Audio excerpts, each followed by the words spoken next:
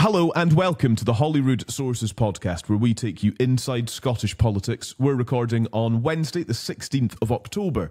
And today we're remembering former First Minister of Scotland, Alex Salmond, who died last weekend, aged 69. Alex Salmond was the SNP leader from 1990 to 2000, and also had a second stint from 2004 to 2014. He was Scotland's First Minister from 2007 until 2014, and he resigned after losing the Scottish independence referendum, where 55% of voters chose to stay in the UK. Most recently, he was the leader of the Alba Party. Scotland's First Minister John Swinney said Mr Salmond inspired a generation to believe in independence, and he praised his substantial and significant contribution made over many decades to public life. The King said he and the Queen were greatly saddened to hear of Mr Salmond's sudden death. And it's worth noting that the respect for Mr Salmond is not contained to just politicians or even the monarch. On Saturday, the Scottish Football Association was sad to hear of the passing of former First Minister Alex Salmond. Alex was a passionate supporter of the national team, frequently attended matches, including going to Euro 2024 in Germany. Our thoughts are with his wife and family during this difficult time, and as a mark of respect, we invite all supporters to join us in a minute's applause, which will begin and end on the referee's whistle. Thank you.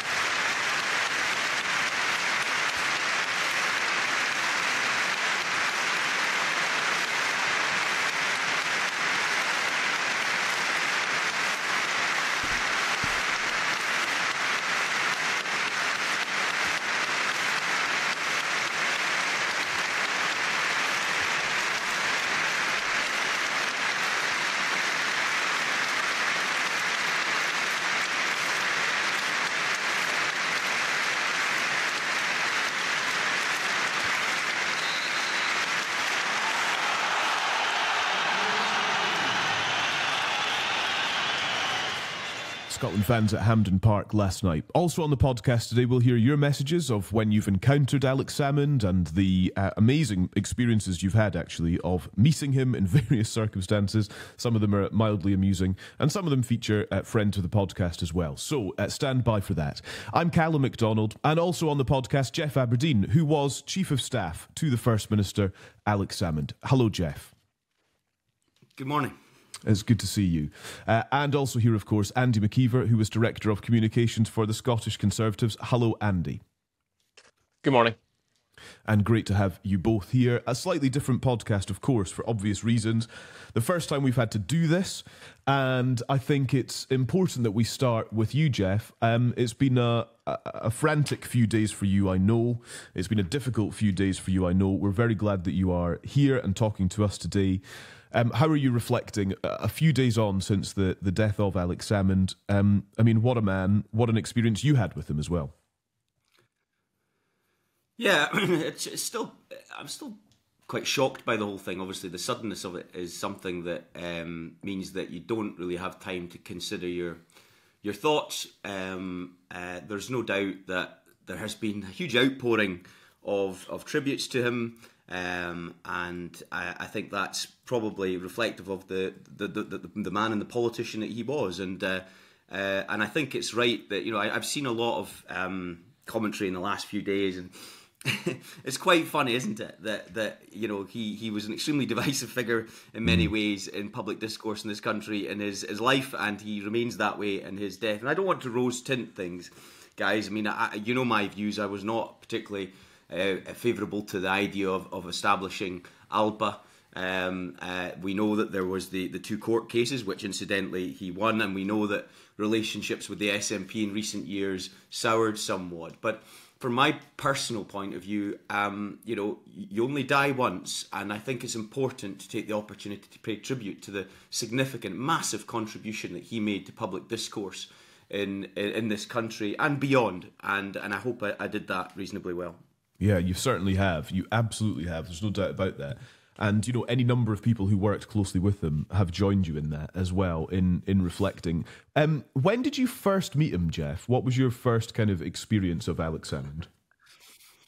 Well, I was at Aberdein Airport away to meet my girlfriend who lived in California, and I was going via London, but I was taking away a kind of semi-thesis from university on the economics of an independent Scotland.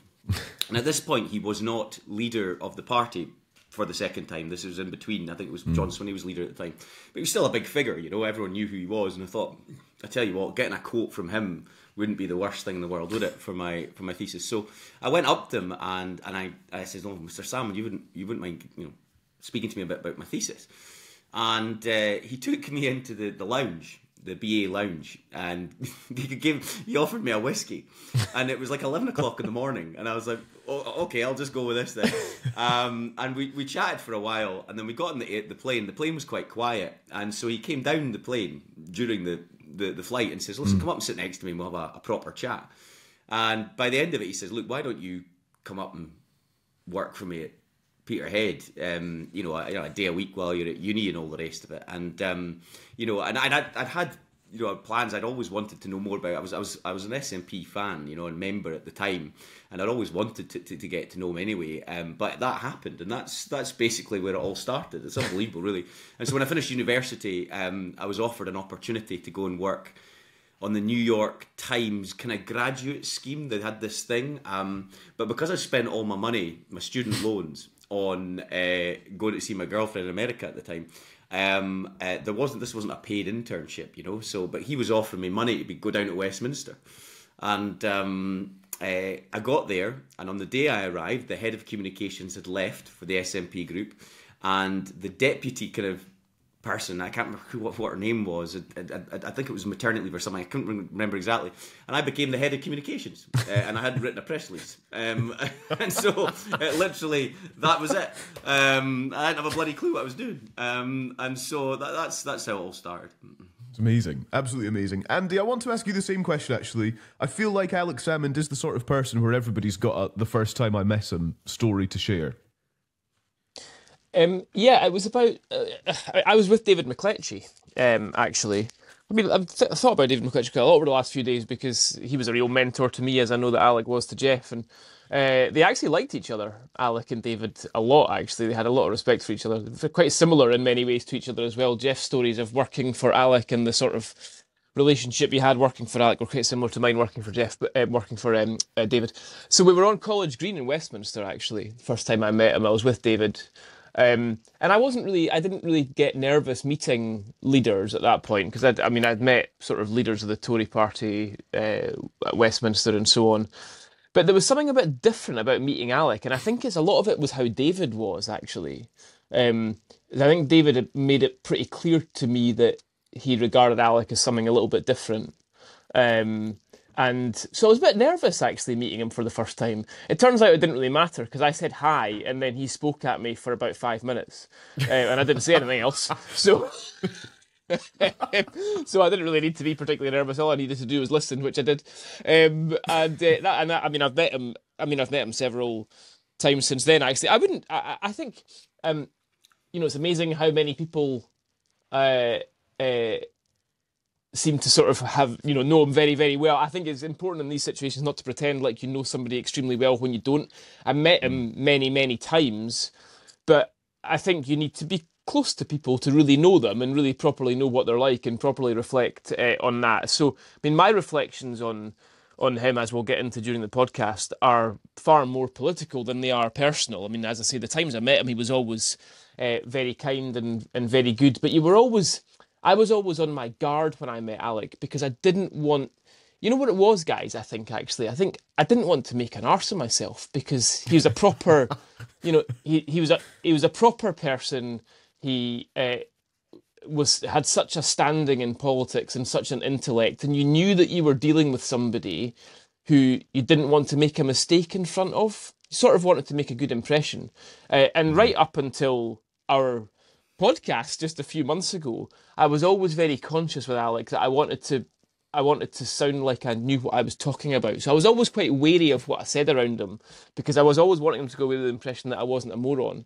But I think a lot of that is... Well, who knows? I think a lot of that is, though. I think a lot of that is respect. I mean, we'll get into some of the other stuff, I'm sure, during the episode. But I think a lot of that is that whether people liked him or disliked him, especially over the last few years, not a single person would tell you that he wasn't good, and not just good but great at politics, at strategy. A great intellect. And so he was the sort of person that you inevitably wanted to impress, and you had to be on your toes, because if you made a mistake of any sort, a slip up, if you gave any little indication that something wasn't quite right, he was at you. I mean, he would pick you up on it. So you wanted to be good, and I think was always my abiding impression of the times I met him, is I wanted to look good, I wanted to be good. My first experience of him was on student radio in 2013, on the day the white paper on independence was published. And because we took ourselves far too seriously, we decided to do... So I went through to Glasgow for the press conference, launching it that morning. And I don't know, I may be over-interpreting this. He did keep looking at me as though he wanted me to ask a question in the press conference, but I was obviously too scared to do that. Anyway, we then did an outside broadcast from the Scottish Parliament at sort of 5 o'clock. And I say that because it was... What month was it, Geoff? Was it November, possibly? Or October? Yeah, November. Yeah, 2013. And we had requested an interview with Alex Salmond through the Scottish Government, the SNP, whatever. And it's student radio, so they'd said no, perhaps predictably. Fine. Probably Geoff saying, absolutely no way we're doing that. Anyway, we were there. And so he sort of appeared and to do kind of the rounds, because everybody and their uncle was there broadcasting. And so we doorstepped him, and we got 3.5 minutes with Alex Salmond on student radio because he was just up for it, and he was just willing to do it.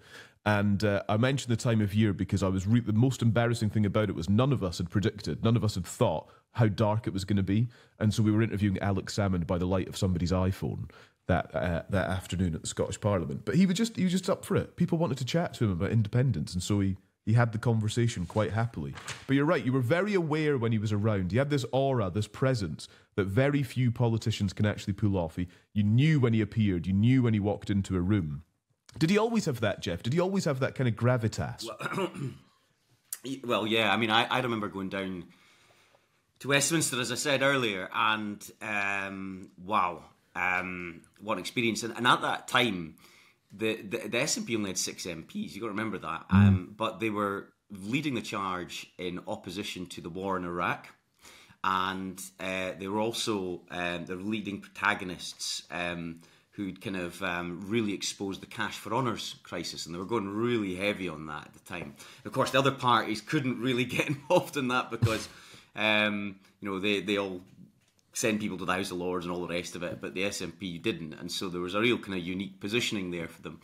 And I remember just walking through the palace, with them, and folk would stop and say, "Well, there's Alex Salmond. How you doing, Alec?" and all the rest of it. Then you'd go out with the grounds of the Parliament, and the same was with the public.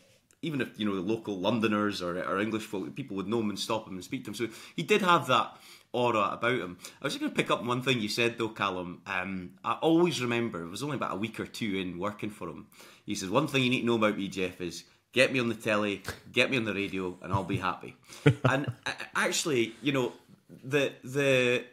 that's really an interesting thought, because I don't think all politicians are like that. I actually think a lot of politicians today, modern politicians, are like, "Well, I don't really want to do that. I don't want to get on there because, I might get tripped up," or all the rest of it. He relished the opportunity to go and be interviewed. And I thought that, Trevor Phillips said it, I think Sky News, didn't he? He said, you knew if you were going to have Alex Salmond on that day, it was going to be a tough one. Because, and similar to what Andy was saying as well, they didn't want to look like an arse, because he knew his stuff.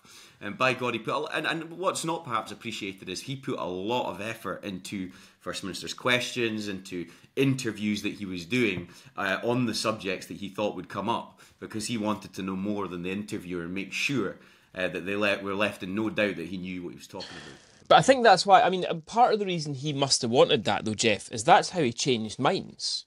I said in the piece that I wrote for The Spectator the other day, you're talking about somebody who took centre-left unionists and actually scrap that. He took unionists of all ideological persuasions and he turned them into SNP voters. And then even turned some of them into nationalists after he turned them into SNP voters. And the way that he did that was because they were watching the news at 6:30 and they were seeing somebody who was good. And there weren't that many other folk who were good.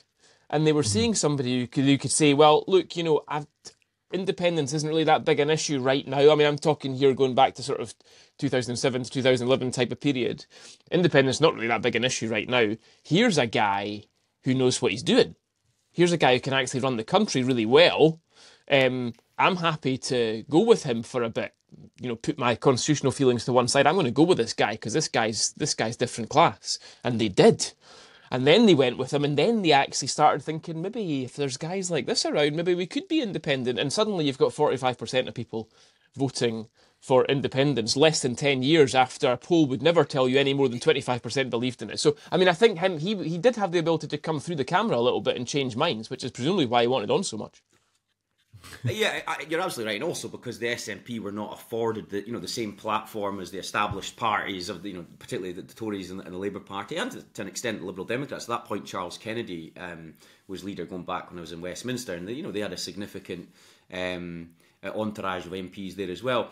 And so he knew that he had to get through that onto broadcast media, and particularly because if people were listening and seeing him speak, he thought he could indeed change minds. Andy mentioned between 2007 and 2011, and look, there was a thing about smart Alec that and rightly so. They thought he was too arrogant and too full of himself. And listen, he had a good conceit of himself. Let's not kid ourselves on here, guys. And we had to try and kind of just temper that a bit in some of the things that he said. We used to say it, and you okay, win a debate, win an argument on an interview, but you don't need to kind of stamp on their throats. You can ease off a bit, and try to be a bit more conciliatory to your opponents at times. But I'll always remember, and you're going to have to bleep this out, Calum. But we did focus groups through 2007 and 11, quite a lot of them. The party machinery was very keen to understand where people were. It was a very effective professional working party at that point. And I always remember one of the focus group response was, Alex Salmond, yeah. You know what? He's a bastard, but he's our bastard. And by God, he's good. and I thought that typified it well, It was as if to say, okay, yeah, he's full of himself, but my God, I'm going to vote for him because he's very, very good. And I just thought that kind of typified him, sometimes as well. But I mean, let's be honest, I found Alec arrogant, but I also didn't mind. And I didn't mind because I think if you want to be you back it up. A top class leader, especially a political leader like that, show me a really brilliant leader who hasn't had a bit of arrogance about them. You need a little bit of arrogance about it, as long as you've got a bit of self-awareness and some people around you at the same time. But I don't think we should shy away from saying, of course I did find Alec arrogant. Absolutely I did. But it's fine, if you're arrogant and you've got something behind you, that's fine. If you're arrogant and you don't have anything to back it up, that's the worst of all worlds. Yeah. But if you've got a bit of arrogance about you and you've got something to back it up, you can bring people on board with that. People can actually start to like that because they might think, well, I'm glad he's not my best mate, but I am glad he's my first minister because I want him to be like that, and because that's how you get things done. Do you remember at our 25 years of devolution event in March?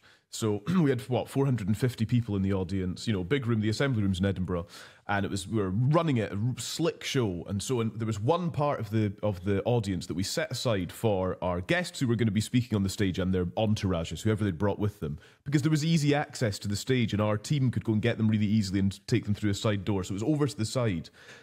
Alex Salmond didn't sit there. Before the thing started, he took himself off and sat right in the middle of the front row so that he could eyeball every single person who was on the stage before and after him. And he sat there, and he was in the corner of my eye the whole night. I could see him right there. I was just very aware that Salmond was on the front row. And that was potentially all of the things we're talking about, the presence of him, maybe a slight arrogance, whatever. But he just wanted to stare people out so that they knew he was there. Ridiculous. Yeah, it's absolutely true. You know, I'm so glad, actually, guys, that we did that event. It took a hell of a lot of effort from the three of us to pull that off, but it's really quite important that we did do that event and we had Alex Salmond along now, because we won't ever get the opportunity to interview him again, and nor will anyone else. Yeah, I did. I must admit, I've been reflecting a bit as well, not least because I've been up here in Great Bernera, that we've in the last year we've lost Alec and Alistair Darling, of course, as well. I know. And you know, Alistair would have been amazing at that event too. And those are, if you look back, we're only looking back 10 years now.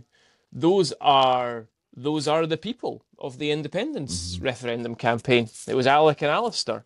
And I tell you what, I mean, you know, who's got the bigger intellect? Who's got the bigger political mind?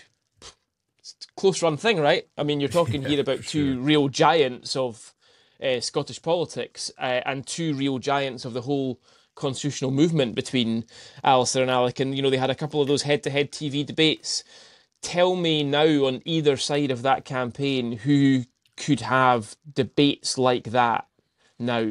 You're struggling at this point. I mean, I know it's easy to see these things just in the immediate aftermath, but I mean, I genuinely do think that in the last 12 months, we've lost two titans here of Scottish politics, one on either side, and it's a real, actually almost exactly the same age. In fact, both young, you know, both died too young, and it's interesting to reflect on that, because it's a real sadness for everybody, I think. Well said. Yeah, absolutely well said. A couple of your messages then. We posted, obviously, that we're going to be doing this episode today, and so some of you have been WhatsApping, which we really appreciate. Let me just read this one from Kieran. Alex Salmond gave me the opportunity at 17 years old to vote for independence. He empowered and believed in the younger generation of Scots and was an inspirational leader. I also had the pleasure of meeting him a couple of times. He was a true gentleman and generous with his time and always had a smile. Rest easy, Alec, says Kieran. Fraser got in touch. He sent us this voice note. Hi guys, so my Alex Salmond story is quite short, but given I was 13 when it happened, it meant quite a lot to me. So I was at the 700th anniversary of Bannockburn event in the June before the referendum with my parents. We were just finishing the day up, listening to Dougie MacLean's in Caledonia. Great atmosphere in the crowd, loads of saltires out. Fair to say, quite a nationalistic group at the event. And lo and behold, given the group, someone spotted Alex Salmond walking through the back after a few drinks, and he was right behind me. I was 13, a bit of a political geek and a bit starstruck, so I decided not to say anything. Thankfully, my dad's a lifelong SNP supporter, shouted over, "Alec, can you shake my son Fraser's hands?" Rather than turn away and walk on, he turned to me in front of the entire crowds. Time stood still, and he said to me, "Lovely to meet you, Fraser." Shook my hand firmly and then walked on. I think I was the only person in the crowd that day to get to shake his hand, but it meant the world to me. He took his time to turn around and say hello to a young boy who was, like I say, starstruck. So I think for me, it just shows what a gentleman he was and what a great man he was too. Great with people, a great leader, and someone who'll be sorely missed in politics. Thank you, Fraser, for that. And just a final one, actually, for just now as well. This one is from Lynn. It was 2016. We were on a visit to London and we were touring Westminster with my family, meeting my MP, who got called away early on parliamentary business. After PMQs, we were standing in the lobby, hoping to see Alec coming out of the chamber, when a suited and booted parliamentary assistant came over. It was Fergus Much. "Hello, are you the Hazel family?" he asks. "No, we're the Fraser family. I was to meet my boss's constituents who have been delayed and spotted the tartan tie and thought you might be them."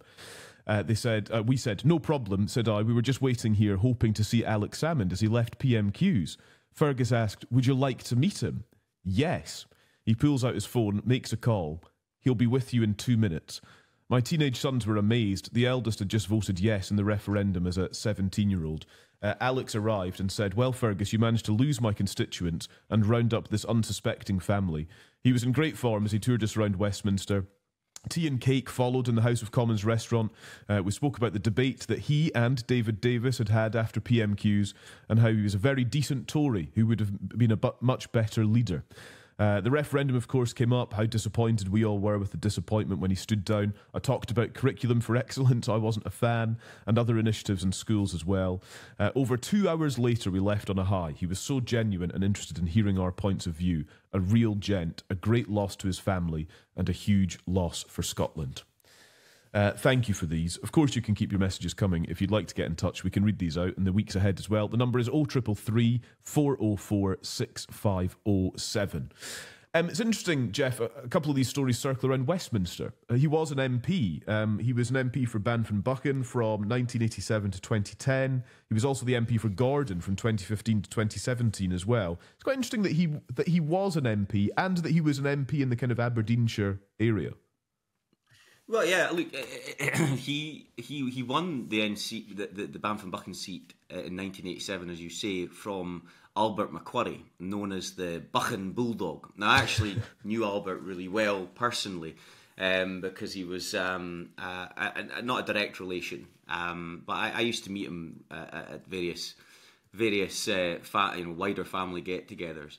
And I need to tell you that to be an upstart from Linlithgow coming to Aberdeenshire and winning a seat and then retaining that seat on several occasions is no mean feat. You know, I speak from experience. A lot of family in Banff-and-Buchan, and very thrawn people, salt of the earth people. They do not suffer fools gladly. And Alec made a massive effort to win them over. And he always used to say all politics is local. And I know that his greatest achievement, and I think he said this on a number of occasions actually quite recently, but was when the tragedy of the Sapphire fishing boat in 1997 hit a freak wave and went down, and sadly 4 young fishermen died, and there was a campaign from the families to raise their bodies. Now, that was quite controversial at the time because there was a tradition that if you die at sea, you stay at sea. But nonetheless, Alex set about ensuring that happened. It was a long, long campaign to do that. He actually phoned Richard Branson, and Richard Branson contributed significant finance towards that. And he said that was his biggest achievement as MP, and he recognised that to have a platform to be a national leader, you had to make sure that you took care of local interests, and that was really important to him. And he loved being the Member of Parliament for that great constituency.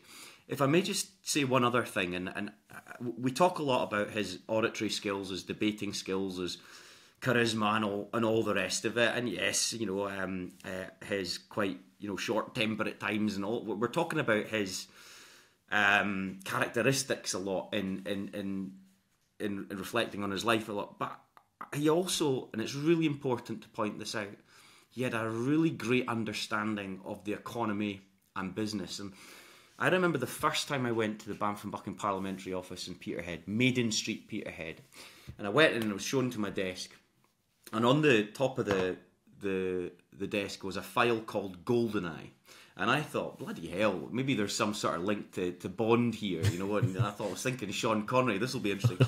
Well, GoldenEye referred to the Shell's name tag for the pipeline that emanated from the North Sea and came past St Fergus and Peterhead. And this was all about carbon capture. Now, isn't it interesting that he was campaigning for carbon capture, 30 years ago for the constituency, and still today we haven't got that fully realised yet. But he understood that this was a massive, massive opportunity for Scotland in future generations.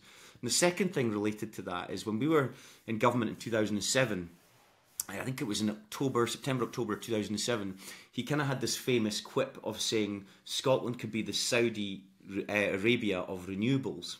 And he was talking about the massive potential in both onshore but also offshore wind. He knew that there was huge potential there. And he got ridiculed for that comment many, many times from his opposition. Who's laughing now?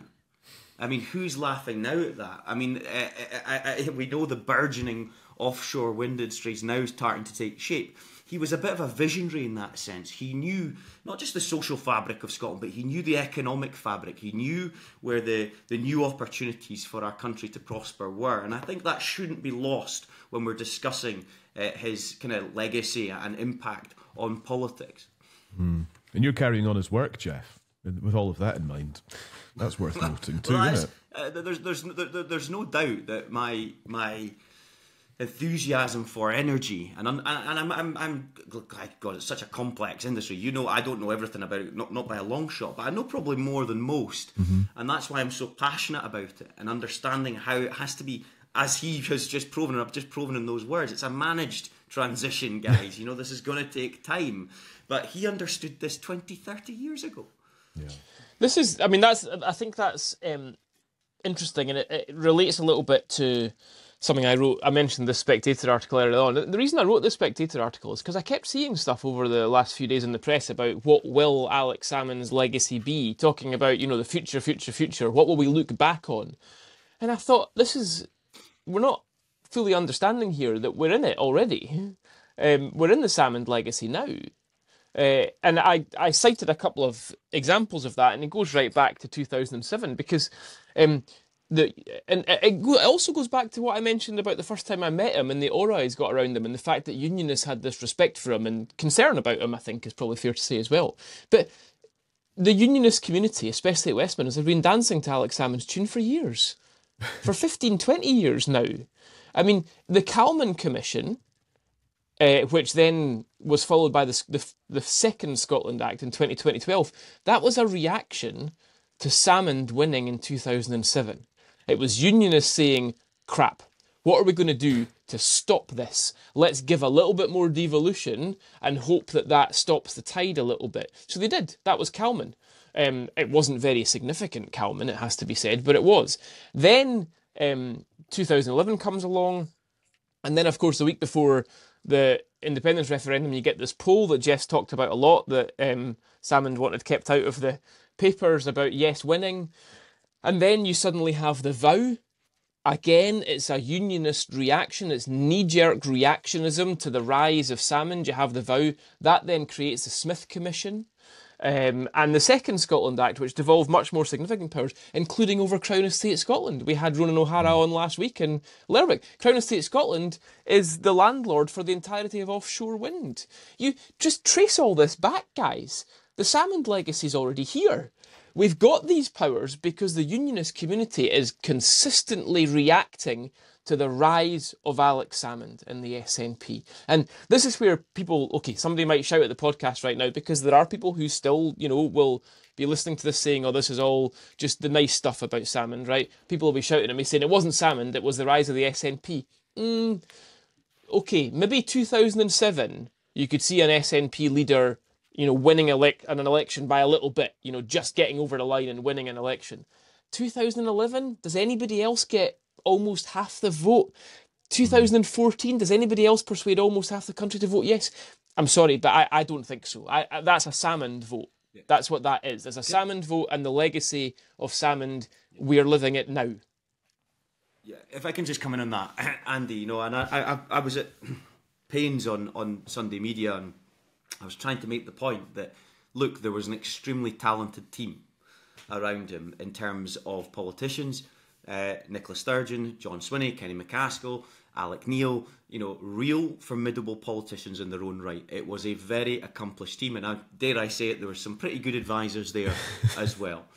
But I don't see, you know, and it's evidenced by the fact that Alex Salmond's name was on the ballot paper in 2007. It was on the ballot paper in 2011. We knew that his profile, his kind of status, was the bit that might just get us over the line. And by God, we needed it in 2007. By one seat, guys, by one seat. And then to manage a government of minority through those 4 years. You know, I remember a lot of the politicians, I won't name names, but, you know, I myself included, were like, what are we doing here in government? And he's just cracking on as if it's like a duck to water, you know. We needed his leadership. There's no doubt about that. So yes, there was a very formidable team, and yes, we needed all of our parts to be a successful machine. But without him, we don't succeed in that cycle. No chance. There is no 2007 success. There's no 2011 success to that degree, and there certainly, therefore, isn't any referendum either. I think Andy sort of touches on the difficulties of Alex Salmond and his relationship with the SNP. And I think over the last few years, it's fair to say that has fractured really quite badly. And I caught this from Fergus Ewing, who's been on the podcast as well, as a friend of Alex Salmond's, of course. This quote, just in the last couple of days, over the past years, the party he transformed and led to victory turned against him and erased him from their history. They tried to pretend he didn't exist. They never talked about him or even uttered his name. And Andy, Fergus is feeling strongly and passionately about this, but it will be part of the story of Salmond forever that the SNP and him had an irreparable falling out over these last few years. And I just wonder if that damage is going to be quite long-lasting for the SNP, if that damage might be long-lasting for the independent cause, and what it does actually to politics in Scotland more generally. Yeah, and I don't know what the answer is, to be honest. Because I think that sometimes in the immediate aftermath of these things, you can look for an answer, and then weeks or months down the line, you think to yourself, actually, I didn't get that right, because the dust has settled now and things look a little different. I don't know what this will do to the SNP. I don't know what it will do to Alba, although my gut feeling is that Alba was the Alex Salmond party, to be honest with you. And I don't know what it will do to the sort of long-term view of the people who have held very strong views on either side of the Salmond argument over the last few years. Obviously, Fergus Ewing being one of them on one side. I think what is absolutely fair to say is that Alex Salmond felt that, in his own view, justice had not fully been done. He'd obviously been exonerated by courts and inquiries, and the mood music, I think it's fair to say, was changing over the years on the Alex Salmond story. But I think he felt that justice had not fully been done because he felt, and his friends now feel as well on his behalf, that he was stitched up by lots of people within the SNP. And the issue was so serious, and the consequences were so... It couldn't get much more serious than the issue and the consequences that we endured. Does his death mean that people kind of put that all to one side and just move on? I'm not sure. I don't think those who are closest to Salmond will want that to happen. I think they are out for their perception.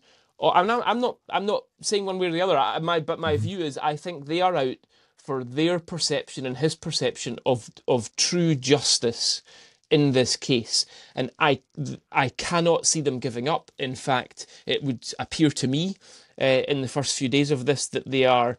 Their efforts are redoubled, and they are more determined perhaps than they ever were before to see what they see as true justice done, and to see his name entirely cleared in the way that I think he would have envisaged it to be cleared before he died. Just one final message. This is from Elaine in Dumbarton, which she describes as the ancient capital of Strathclyde.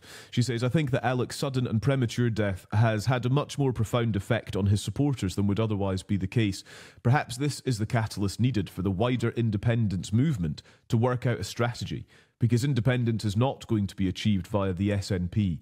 Their shambolic governance has turned folk away from them. We owe it to him to achieve independence by any means possible, says Elaine. Andy, it's an interesting kind of concluding thought, I suppose, from Elaine, and, add your own. I do wonder if one of the parts of Alex Salmond's legacy here is that the SNP's never quite recovered from defeat at the independence referendum. They never quite got to grips with what post-defeat in that referendum means for them as a party, especially a party without him. Yeah, they haven't quite recovered, and, Alex Salmond believed that it would have gone differently had he stayed in charge. He said that. Now, I don't know whether or not that's true. It may be, but I'm actually not convinced. I do wonder whether or not things might have taken a relatively similar course politically to what they would have. So, that's one of the great unknowns. What would happen if Alex Salmond didn't resign on the day after the referendum? Who knows? I guess we'll never know. Look, I think that his legacy is complicated. There's no point in shying. We don't shy away from these issues on this podcast. His legacy is complex. His political legacy is less complex. I think his political legacy will be easier for people to agree on in time. But his personal legacy is complex, let's just be honest. And there will be people who are listening to this and people who have been observing events over the last few days who feel wronged by him and who continue to feel wronged by him and who will always feel wronged by him. There's another side to this as well. We talked about Fergus Ewing earlier on, but there is the other side to this as well. And it's only reasonable to acknowledge that there are people on both sides who exist. Some of that may never change. And going back to your previous question, that may be the reason why, even in time, the SNP may never fully recover from the sort of Sturgeon-Salmond fracture. And that is something that we will have to wait for. But, my primary focus, I guess, because I didn't know Salmond and his family and his friends in the same way as Geoff did. My primary focus is political. And I think his political legacy not only is cemented, but as I said earlier on, I think his political legacy is already here. And Geoff, a word from you just to conclude. I know you've done loads of interviews in the last few days, and for what it's worth coming from you, I think you've done them admirably under the circumstances. And we're so grateful that you're part of this podcast and that you're, so willing to talk about your mentor, your boss, your friend, etc. So yeah, how would you like to conclude today? Yeah, I mean, I'll pick up on what Andy said. My relationship with him when we worked together was tricky. I recognised that I deliberately had to put myself in the space of challenging him. And, that was not without its difficulty. We got into some, feisty discussions about lots of different things, particularly around what he wanted to say and what he wanted to convey at times around politics. And I'm not going to dress this up, guys. I mean, it was hugely challenging at times, personally, for me. And I was still quite a young person. I was an adult, but I was a young person. And that was difficult. But I also reflect that it shaped me. It gave me this huge experience of how to manage relationships, how to think strategically. He was one of our generation's great strategic thinkers. And I've tried to take the best parts of him and apply that to my own career thereafter. He was a complex character, but he was, at times extremely difficult, but at times he was the best person to be around as well. Charming, enthusiastic, interesting, and he did always want to know about your own personal circumstances. To my mind, politically, we have lost one of our greatest assets in terms of Scottish politics. Some may disagree, but I think he's one of the most formidable politicians that's ever graced our discourse. As a friend, he was a friend to me. He was always there to give me words of encouragement when I needed it, and a few rebukes along the way.